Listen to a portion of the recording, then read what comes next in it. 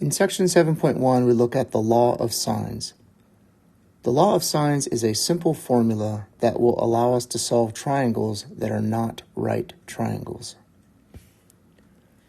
The rule itself is really simple.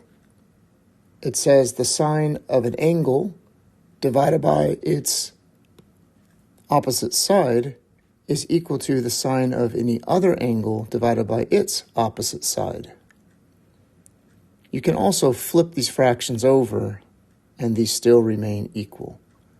Now, just for clarity, you don't use all three of these at the same time. You only use two at a time. So, for example, you might say A divided by the sine of A is equal to C divided by the sine of C. And as long as you know three of these variables, you can solve for the last one. Now, we can use the law of sines to solve for triangles that satisfy certain conditions. And I can summarize those additions by writing AAS or ASA. You learn about these in geometry. AAS means that you know two angles and one side, and the side that you know is opposite one of these two angles. ASA means you know two angles and you know the side in between the two angles. So if you have a triangle and you have this information, you can use the law of sines to solve that triangle. Now, before we get into some examples about how to use the law of sines to solve triangles, let's go ahead and prove the law of sines. So to prove the law of sines, let's consider the triangle ABC. And in this triangle ABC, I'm going to draw the altitude from point C down to side C. So since this is an altitude, we know that it has to be perpendicular to the opposite side, which means we have a right angle here, and we also have a right angle here. This creates two right triangles, this smaller right triangle here, and this larger right triangle here. Now, because this is a right triangle, I can use right triangle trigonometry. So if I focus on angle A, I can say the sine of angle A is equal to the opposite side, which is H, divided by the hypotenuse, which is B. And if I focus on angle B, I can say the sine of angle B is equal to the opposite side, which is also H, divided by that hypotenuse, which is equal to A. In the first equation, if I multiply both sides by B, this will allow us to solve for H, and we get H is equal to B times the sine of A. And in the second right triangle, if I multiply both sides by A, this will allow us to solve for H here, and we get H is equal to A times the sine of B. Now, because each of these expressions is equal to H, we can set these expressions equal to each other. So we have B times the sine of A is equal to A times the sine of B. And from there, I'm just going to divide both sides by AB. Doing this, we'll cancel the B here, and we'll cancel the A here. And that leaves us with sine of A divided by A is equal to sine of B divided by B. Now, we could have done the same thing with angle C. All we have to do is orient the triangle a little bit differently, but it's the same argument. And also, if this is an obtuse angle here, it makes a slightly different picture, but rest assured the law of sines still holds. So the law of sines is valid for any triangle. All right, now let's do some examples of how to use it to solve triangles. In the first example, we have triangle ABC. Angle A is 30 degrees, angle B is 70 degrees, and side A is 8.0 centimeters. Use the law of sines to find side C. So the first thing that I would encourage everyone to do here is to just draw a picture of the triangle. Now, your picture doesn't have to be accurate in terms of the size of the angles, but I always try to make the picture look somewhat accurate. So I'll start by drawing a side here. Angle A is 30 degrees, so I'll try to make that look like 30 degrees, or at least somewhat close to 30 degrees. Angle B is going to be over here, and angle B is 70 degrees, so angle B might look something like this. And then angle C would be up here. Now we're being asked to find side C, which is this side over here. And then side A, well, side A is 8.0 centimeters, and we know that side A has to be opposite angle A. So this side right here is 8.0 centimeters. And then side B is also unknown, so I'll put side B over here. Now I want you to notice that we know two angles, and then the side is not in between the two angles, the side that we know. So this is angle, angle, side. All right, so this is the situation that I referred to earlier. When you have angle, angle, side, you can use the law of sines to solve the triangle. Now in this case, they're not asking us to solve the entire triangle. They're only asking us to solve for side C. So to solve for side C, we have to know angle C. And anytime you know two angles in a triangle, you can always find the third angle. So angle C is going to be 180 degrees minus 30 degrees minus 70 degrees, right? And this is because in any triangle, the sum of the three angles has to be 180. So if you know two angles, subtracting those two angles from 180 will give you the third angle.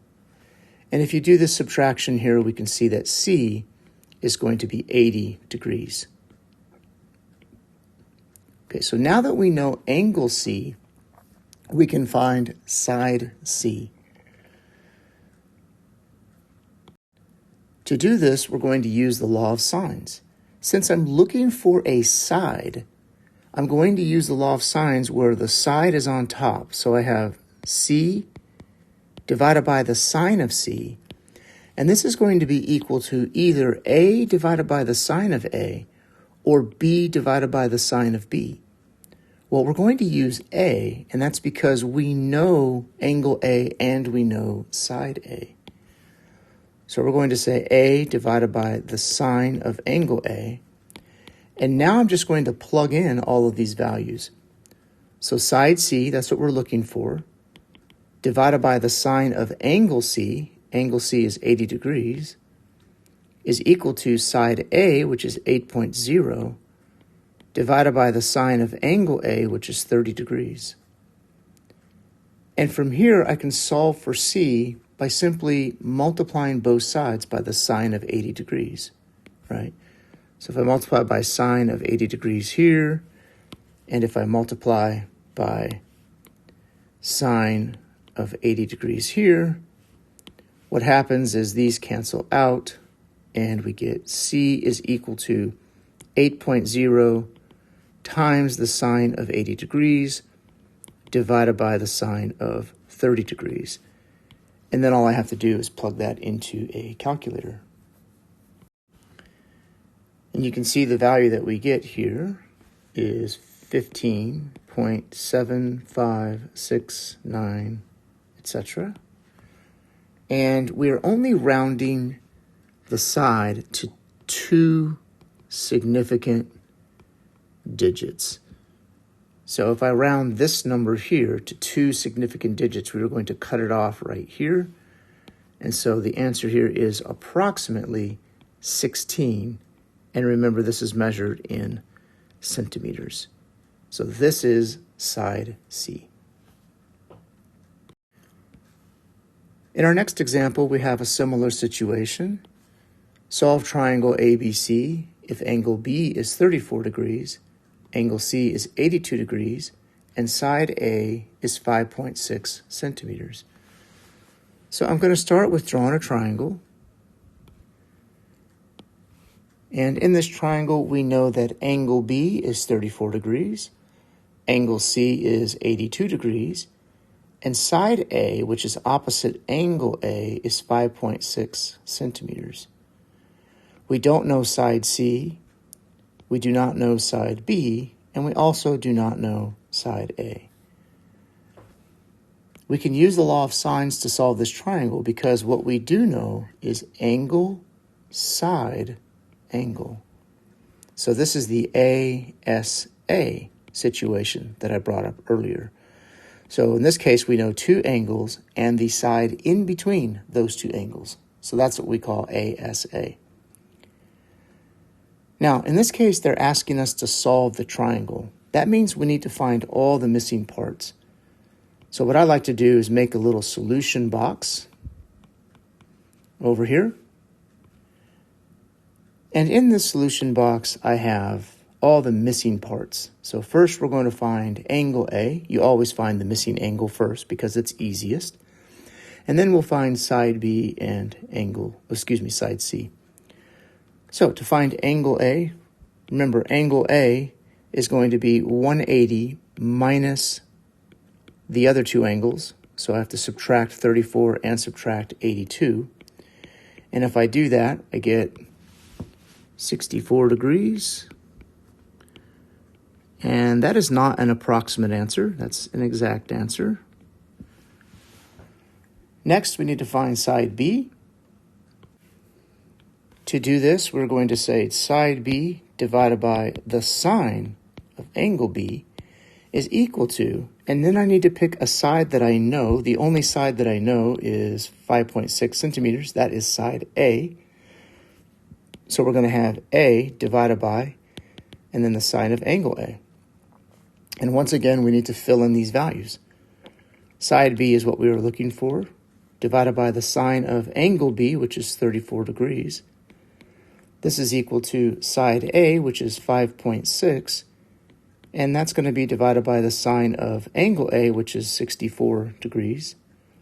Multiplying both sides by the sine of 34, that's going to allow us to cancel here, and we end up with B is equal to 5.6 times the sine of 34 degrees divided by the sine of 64 degrees. And then we just need to plug that into a calculator. And here we get 3.4840, etc. Once again, we are going to round this to two significant digits. So to do that, we will cut off the number right here. And this is approximately 3.5. So side B is approximately 3.5. And then don't forget to put in the units, which in this case is centimeters. Now to solve for side C, we essentially do the same thing. We're going to have side C divided by the sine of angle C is equal to, and again, we'll use side A and angle A since we know those. Plugging in, we get C divided by the sine of angle C, which is 82 degrees, is equal to side A, which is 5.6, divided by the sine of angle A, which is 64 degrees.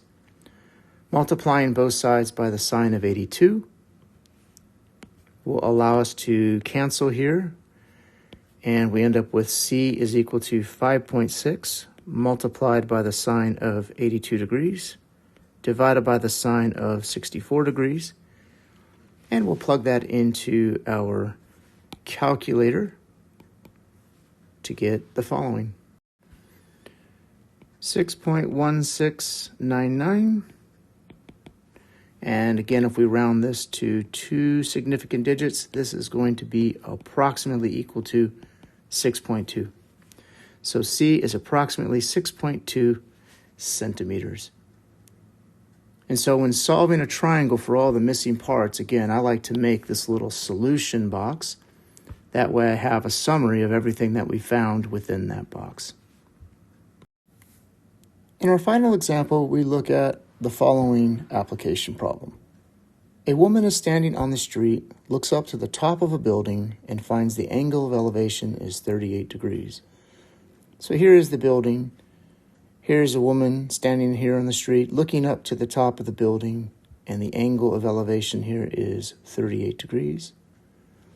She then walks 1 block farther away, so she backs up from the building, and 1 block is 440 feet.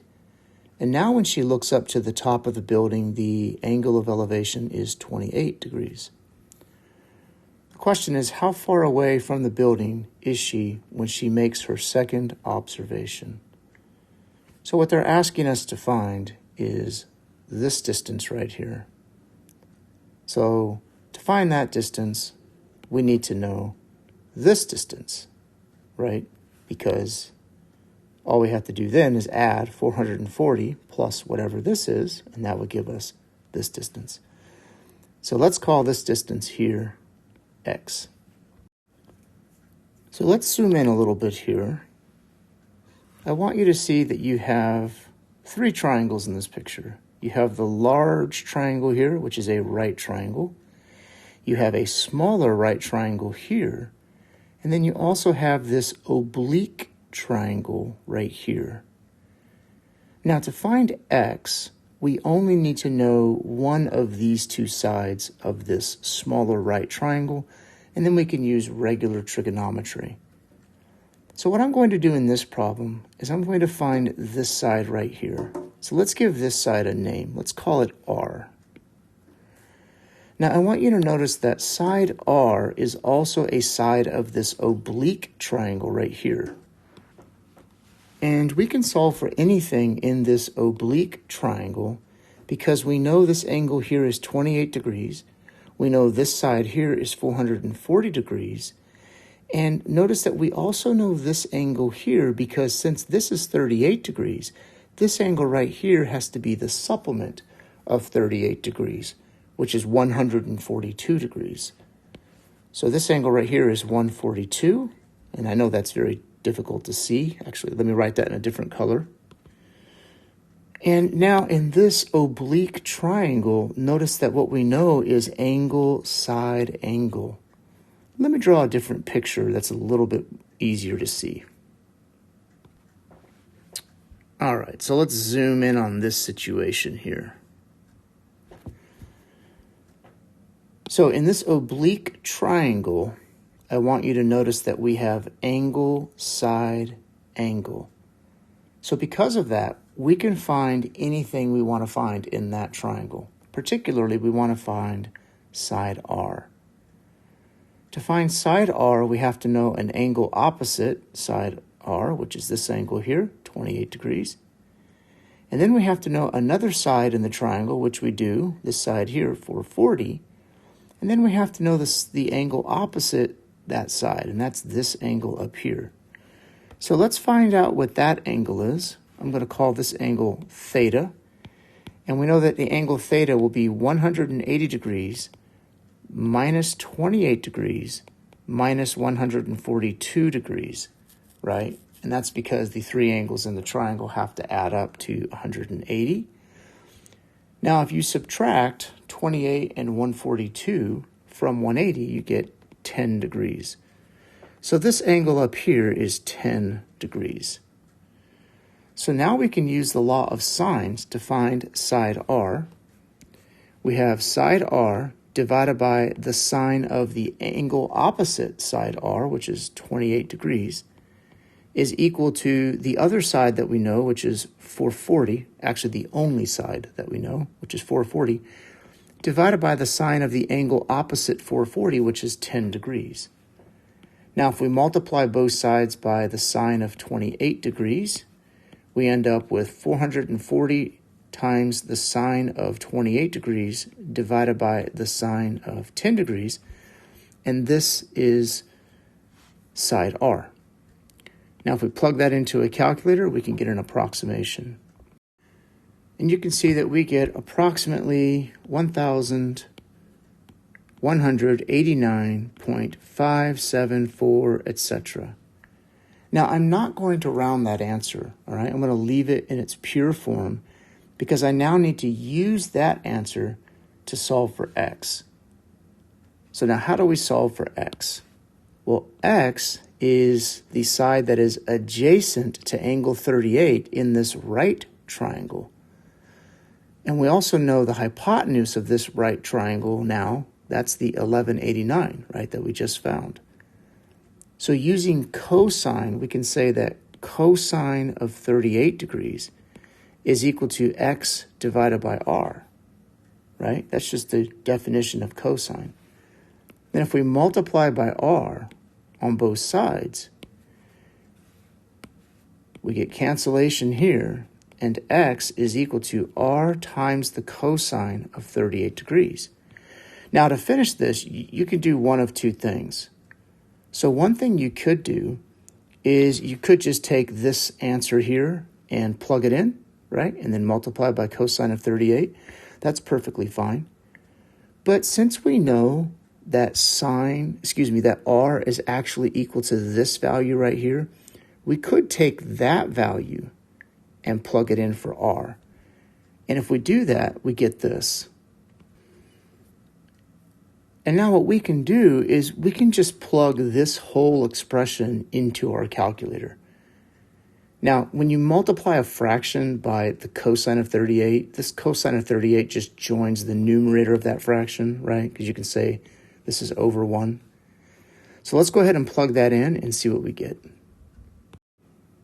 And we can see that we get a value that is 937.397, etc. And now we just need to figure out how many decimal places are we supposed to round to. Well, to be very technical here, you should only be doing 2 decimal places because your angles are to the nearest degree. Plus 440 technically only has 2 decimal places of accuracy. I'm going to go ahead and do significant digits. I'm going to do 3 significant digits here.